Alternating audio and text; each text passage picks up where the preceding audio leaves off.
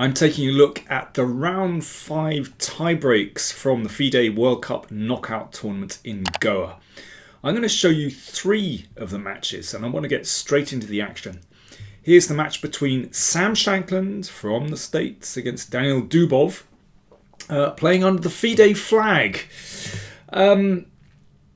Secret of good technique is good calculation. And here, Sam found a very neat way to get a decisive material advantage. Well, you can always pause the video if you want to try and find it yourself. Remember, in these first 2 games in the tiebreak, it's 15 minutes plus 10 seconds per move. Sam found d7. Good move, so threat to play rook d8, or to take here and then play rook d8. So Dubov threw in a check and then had to defend against rook e8, so played king f8. So here is where Shankland had done his calculation, or at least he did before d7. He exchanged rooks, giving up his prize asset, the d-pawn, but that brings the king into this line, and f5 is winning a piece. So b5 played. That was taken. Now if a takes b5, then it's possible just to give a check and then take on b5, and this is winning. Basically white is still going to win a piece here. So at this point, Dubov played rook takes knight. Rook takes rook, a takes b5. So black is just about hanging on in there. If pawn takes knight, then of course pawn takes rook.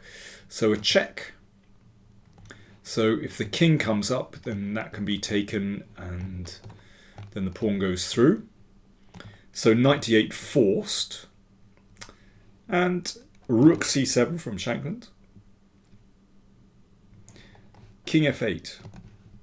Well, I've said it once, I've said it many times. The secret of good technique is good calculation.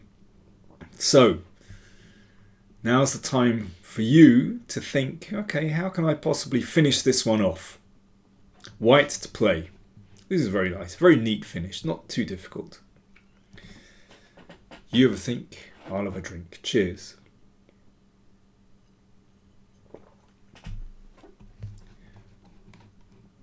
g5 played. Good move. So pawn is about to come to g6, or maybe take here and f6. That'll be decisive. So pawn takes pawn. Rook c8. King steps up. Rook takes knight. And f6. A very well-known mechanism, but still very attractive. And the pawn is going through. So after f6, Dubov resigned. So that was the first rapid play game. They played a second, of course. Dubov in a must-win situation, but he could make no progress. And, well, he beat his head against a brick wall and basically threw away a drawn rook and pawn endgame. And Sam Shankland won that one as well. So Sam Shankland goes through, Dubov goes out.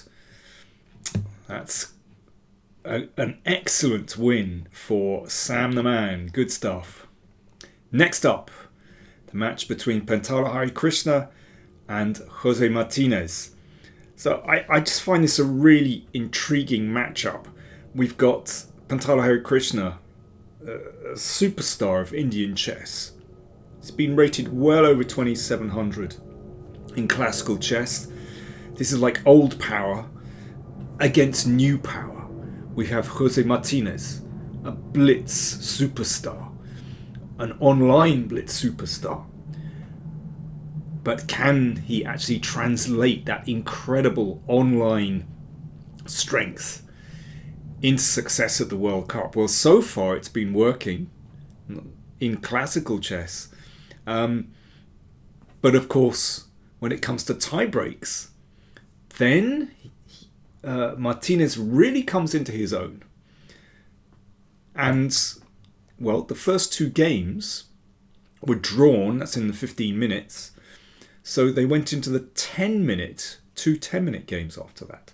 So as the time control gets faster, then it's going to favour Martinez more.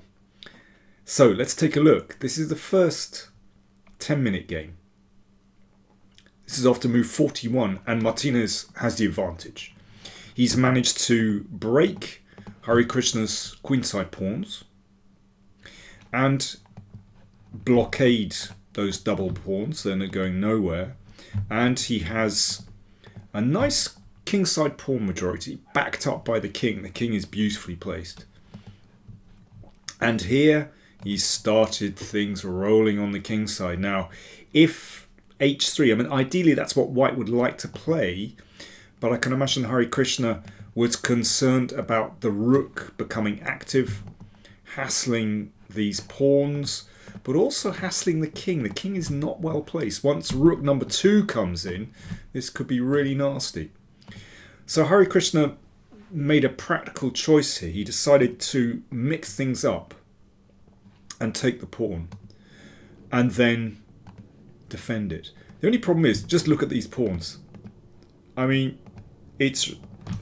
have you seen a worse pawn structure? It's terrible. Crucially, black still has these 3 beautiful kingside pawns supported by the king as well. That's a lovely formation.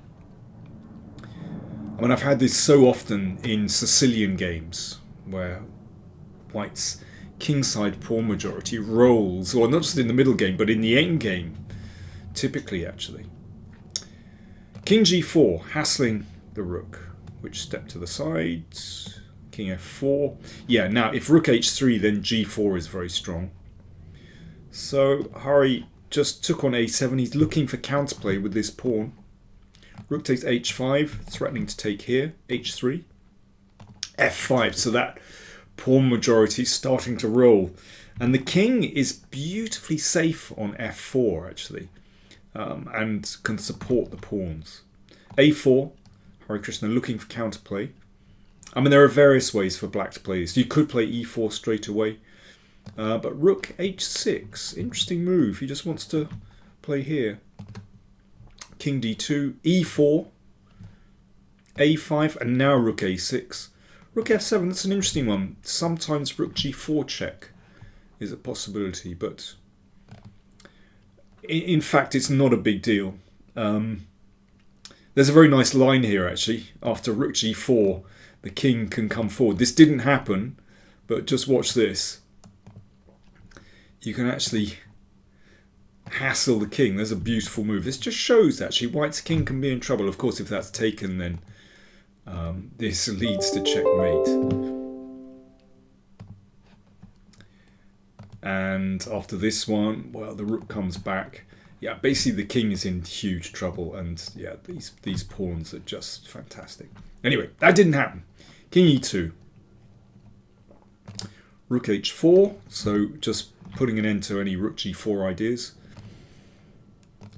And now Martinez just went for it. He was confident that the attack against the king would be successful, and he was absolutely right. g4, these beautiful pawns, and the king is in huge trouble. So this was taken. Rook h1 check. Rook c1, threatening mate on g1. And this is how the game ended. Rook g3 and king h4.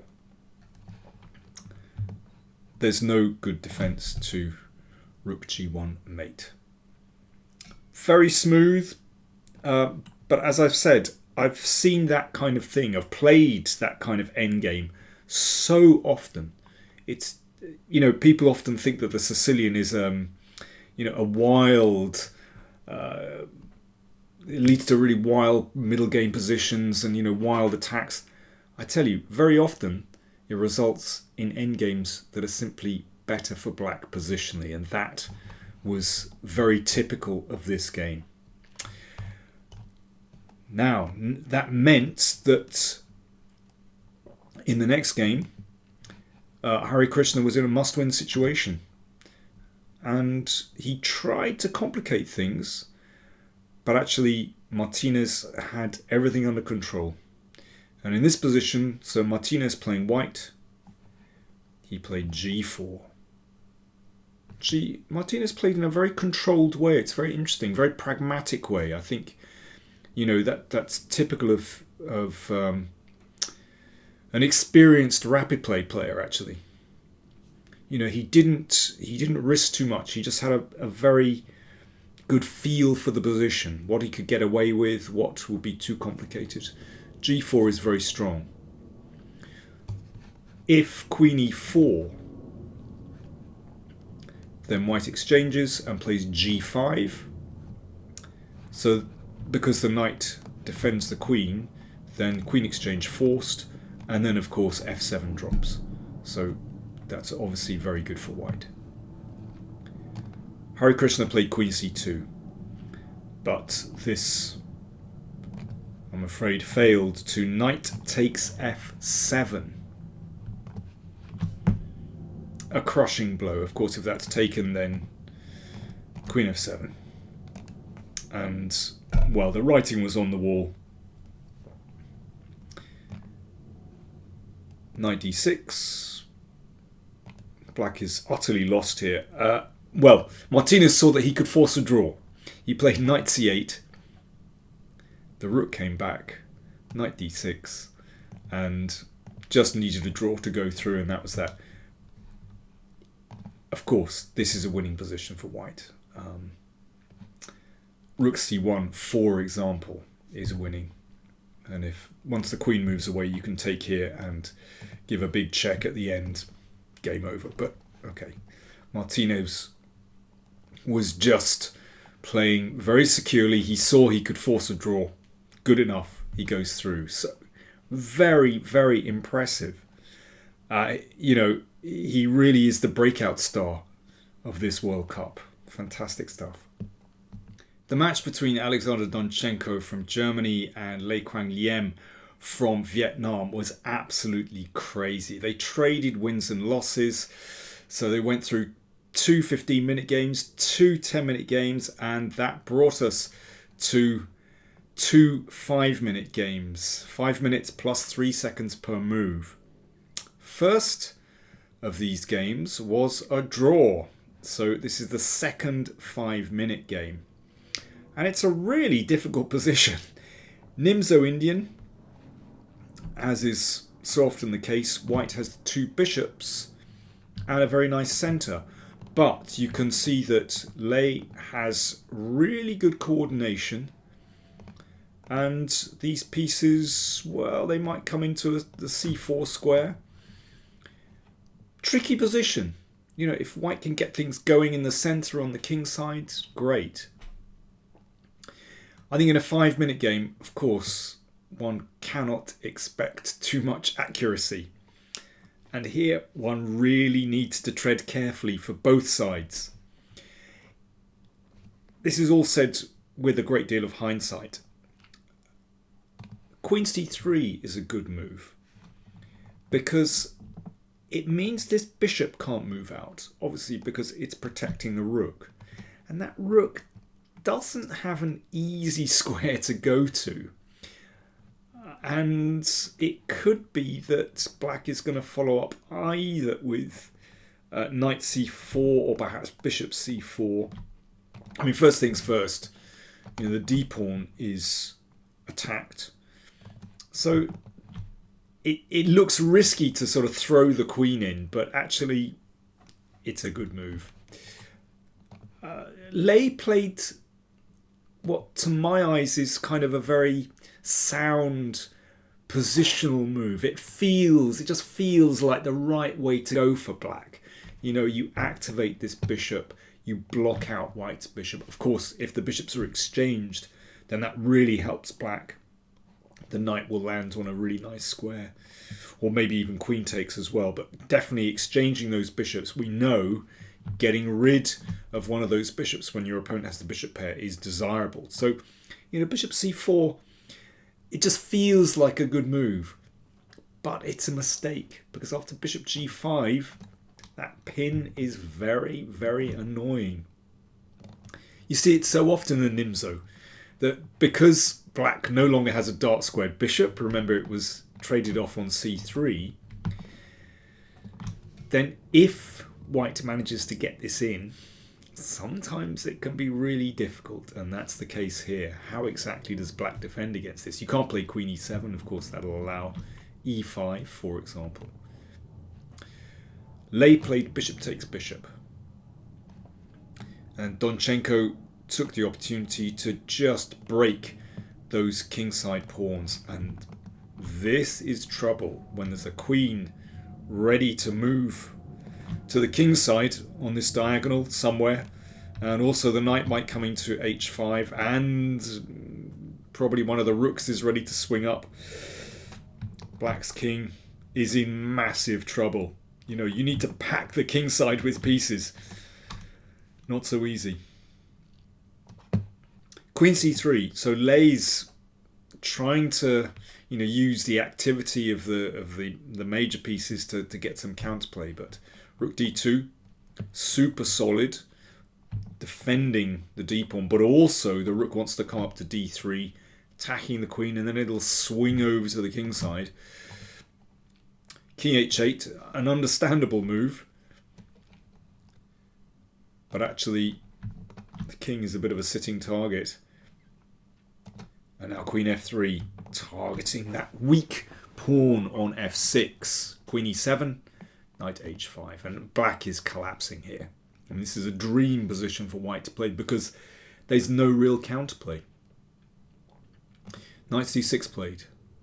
Rook d1, super solid. Just protect everything. There's no need to go crazy. This pawn is still in trouble. So Lei played f5. That was taken. e5. So Lei is trying to mix things up, but to no avail. f6. d5. Knight d4. Queen e4. Just holding everything together. And of course that pawn on f6 is rather a strong piece when it comes to the attack. h3, that's a very cool move. Just securing, making sure that there are no tricks on the back rank. Donchenko knows that he's in complete control here. He allowed queen takes d5. I wonder if... I think h3 was a very neat trap, actually. So, what had Donchenko envisaged? What did he foresee? White play. You ever think, I'll have a drink? Cheers.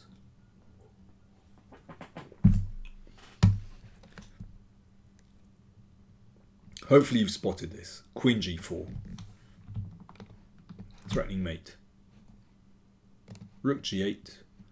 And it's not too difficult. It's all absolutely forced. Knight f6 check. Forking king and queen. Very sweet combination, actually. And Donchenko has an extra rook. Well, Lei played on through sheer inertia. It had been such a long match. I think he was going through the 5 stages of grief, coming to terms with his loss. Really tough for him. But of course, there's nothing to do here. Black is utterly lost. So Alexander Donchenko goes through and Lei goes out. Wow. Now in the remaining tiebreak, that was a bit boring. Yestepenko defeated Grebnev. Not going to show you anything from that one. So here we go. Pairings for round 6. We've just got 8 players left. Wow. Quarterfinals. So Sindarov plays Martinez. We have Yakubayev playing Donchenko. So fascinating. 2 Uzbeks still in the tournament. Sam Shankland plays against Yestepenko. And Wei Yi plays against Erigaisi. So it's just amazing. Again, we've seen some big players knocked out. Harikrishna, Dubov, and Lei incredible.